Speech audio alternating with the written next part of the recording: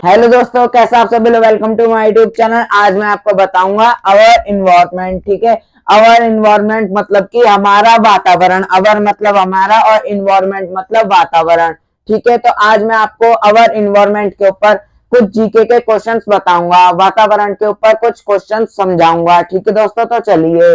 First है, top soil carried by rain and water causing soil fertility to fall. ठीक है, तो इसका मतलब है कि जो हमारे जमीन के ऊपर की मिट्टी होती है वो बारिश और पानी की वजह से बह जाती है। ठीक है, जिसके कारण की वजह से जो सॉइल की फर्टिलिटी होती है वो बेकार हो जाती है। ठीक है दोस्तों, तो उसको हम क्या बोलते हैं, उसको सॉइल इरोजन बोलते हैं। ठीक है दोस्तों, और एक और एग्जांपल देता हूं कि आपने खेतों में देखा होगा कि जो एक तरह से मेड़ बनी होती है। मेड़ मतलब कि यहाँ पे बताता हूँ, जैसे ये खेत है, ठीक है, तो जब हम उसको जोतते हैं ट्रैक्टर से तो उसके पीछे जो मशीन लगी होती है वो क्या काम करती है, मेड़ बनाने के लिए। मतलब कि एक तरह से पहले इधर प्लेन, फिर ऊपर, फिर प्लेन ऊपर, फिर डाउन अप, ऐसे इस टाइप से खेत में रहता है। ठीक है, ऐसा क्यों? क्योंकि जब आंधी आए तो उसके ऊपर की मिट्टी जो है वो नहीं उड़े, क्योंकि ऊपर की मिट्टी उड़ने की वजह से जो सॉइल की फर्टिलिटी होती है, मतलब कि पौधों को उगने के लिए जो उसमें न्यूट्रिएंट्स मिलने चाहिए वो बेकार हो जाता है, जिससे कि हमारी फसल अच्छे से नहीं ग्रो हो पाएगी। ठीक है दोस्तों, इसलिए उसे इस तरह के डिजाइन में किया जाता है। ठीक है, अब यहाँ पे मैं सॉइल इरोजन लिख देता हूं।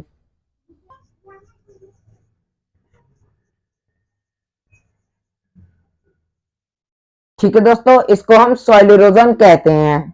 सेकंड है, like plastics which do not break down naturally and return to the soil and release toxic fumes when burn. ठीक है, तो इसका मतलब है जैसे प्लास्टिक जो प्राकृतिक रूप से नहीं टूट पाता और वापस से मिट्टी में नहीं मिल पाता।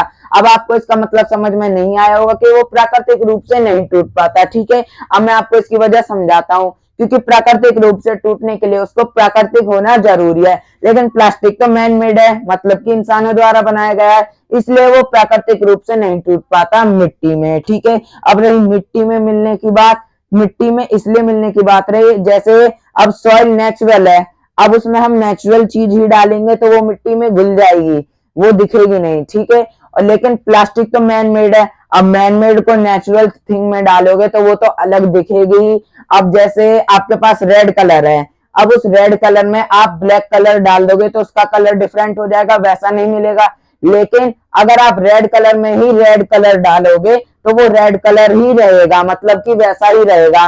तो वही ये लॉजिक है। ठीक है, तो अगर आप नेचुरल थिंग में नेचुरल चीज डालोगे तो वो मिल जाएगी, लेकिन सॉइल नेचुरल है और प्लास्टिक मैन मेड है। अब प्लास्टिक को सॉइल में डालोगे तो वो प्राकृतिक रूप से कैसे टूटेगा। ठीक है, तो उन सब्सटेंसेस को क्या बोलते हैं, अब मैं आपको बताऊंगा। And release toxic fumes when burn, और जब हम उन सब्सटेंसेस को जलाते हैं तो उनमें से बहुत ही खतरनाक धुआं छूटता है। ठीक है, मतलब कि जब हम उस सब्सटेंस को जलाएंगे तो बहुत खतरनाक धुआं छोड़ेगा। ठीक है, तो उन सब्सटेंसेस को हम क्या बोलते हैं, उन सब्सटेंसेस का नाम है नॉन बायोडिग्रेडेबल। यहाँ पे मैं लिख देता हूं,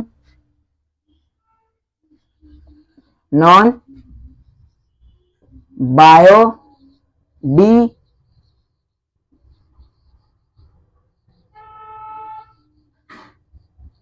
बायोडिग्रेडेबल, नॉन बायोडिग्रेडेबल। ठीक है दोस्तों, थर्ड है, the dangerous gas that was leaked by a factory in Bhopal in 1984। ठीक है, तो 1984 में भोपाल में एक फैक्ट्री से एक गैस लीक हो जाती है, बहुत ही खतरनाक गैस थी वो। हमें उस गैस का नाम बताना है। ठीक है, तो उस गैस का नाम है मैथिलिक इसोसायनाइड। ठीक है, मैं यहाँ पे लिख देता हूं, METHYLIC,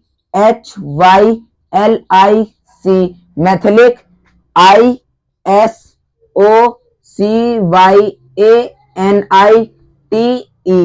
इसोसायनाइड। ठीक है, मैथिलिक इसोसायनाइड। ठीक है दोस्तों, उस खतरनाक गैस का नाम है मैथिलिक इसोसायनाइड, जो कि एक फैक्ट्री से भोपाल में लीक हो गई थी। कौन सी साल में? 1984 में। ठीक है दोस्तों, फोर्थ है, melting of polar ice caps, polar ice caps का पिघलना and other climate changes all over the world, पूरे वर्ल्ड पर कोई भी मौसम में बदलाव। ठीक है दोस्तों, तो उसको हम क्या बोलेंगे, उसको हम ग्लोबल वार्मिंग कहते हैं। ठीक है, तो यहाँ पे मैं ग्लोबल वार्मिंग लिख दूंगा।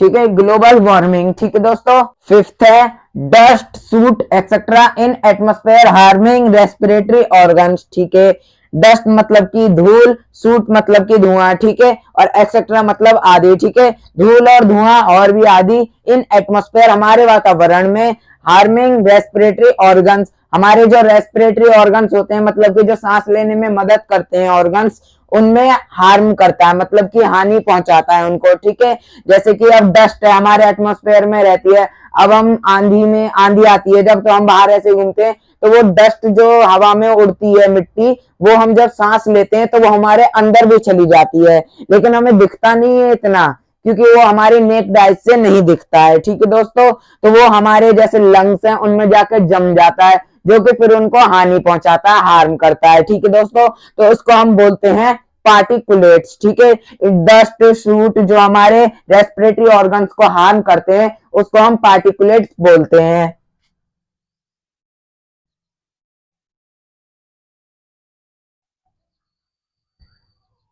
ठीक है, पार्टिकुलेट्स। ठीक है दोस्तों, सिक्स्थ है टर्म गिवन टू सब्सटेंसेस, यह सब जो उन सब्सटेंसेस को दिया गया है, लाइक मतलब कि जैसे पेपर मतलब कागज, वेजिटेबल पील मतलब कि सड़ी हुई सब्जियां, एक्सेट्रा आदि, विच ब्रेक डाउन नेचुरली, जो प्राकृतिक रूप से टूट जाते हैं, and return to the soil, और वापस से मिट्टी में मिल जाते हैं। ठीक है दोस्तों, अब ये प्राकृतिक रूप से क्यों टूट जाते हैं वो मैंने आपको पहले बता दिया था।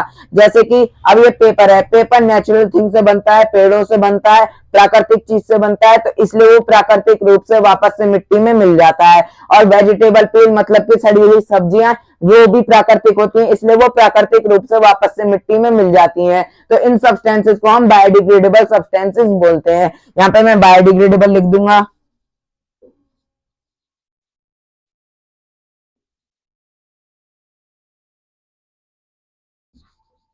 बायोडिग्रेडेबल, ठीक है, जो सब्सटेंसेस नेचुरल होते हैं, प्राकृतिक होते हैं या प्राकृतिक रूप से टूट जाते हैं, उनको हम बायोडिग्रेडेबल सब्सटेंस बोलते हैं। और जो सब्सटेंसेस प्राकृतिक रूप से नहीं टूट पाते उनको हम नॉन बायोडिग्रेडेबल सब्सटेंसेस बोलते हैं। सेवंथ है formed during incomplete burning of fuels, this gas causes headache and tiredness when breathed in। ठीक है, तो इसका मतलब है कि जो फ्यूल होता है, फ्यूल के जलाने से जो उसमें से धुआं निकलता है, जब हम उसको सूंघते हैं मतलब कि लेते हैं, तो उसको सूंघने से हमारे सिर में दर्द होता है और हमें थकान महसूस होती है। ठीक है, इन अ रूम, एक कमरे में, with no circulation of air, मतलब कि जैसे विंडो है कमरे में तो हमने वो भी बंद कर रखी है, मतलब हवा ना तो अंदर आनी चाहिए ना ही बाहर। ठीक है, इट इज वेरी डेंजरस, तो वो धुआं जो है वो बहुत ही खतरनाक साबित हो सकता है। ठीक है, तो उस गैस का क्या नाम है, मतलब कि उस धुएं का क्या नाम है जो हमारे लिए हानि है, ठीक है, मतलब कि हमको हार्मफुल है, तो उस गैस का नाम है कार्बन मोनोऑक्साइड।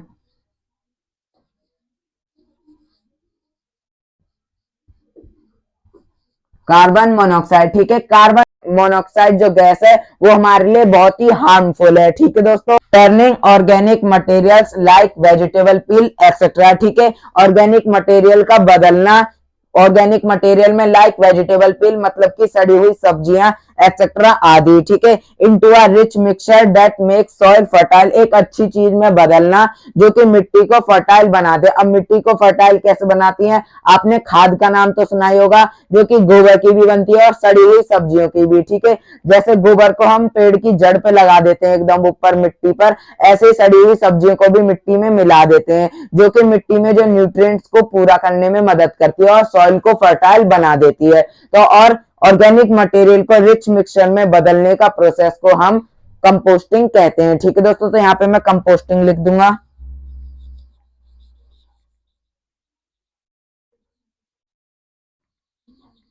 कंपोस्टिंग, ठीक है दोस्तों।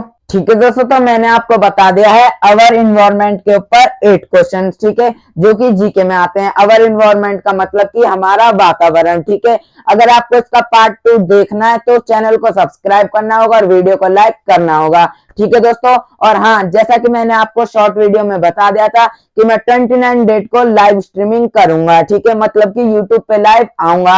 अगर आपको मेरी लाइव स्ट्रीमिंग देखनी है तो 29 डेट को शाम को 7 बजे तैयार रहना, जिसमें मैं प्रेजेंट कंटिन्यूअस टेंस में, एफर्मेटिव सेंटेंस में एक्टिव सेंटेंस को कैसे बनाते हैं और पैसिव सेंटेंस को कैसे बनाते हैं वो बताऊंगा। ठीक है दोस्तों, अगर आपको वो समझना है तो 29 डेट को शाम को 7 बजे तैयार रहना। ठीक है दोस्तों, और हाँ, चैनल को सब्सक्राइब जरूर कर लेना।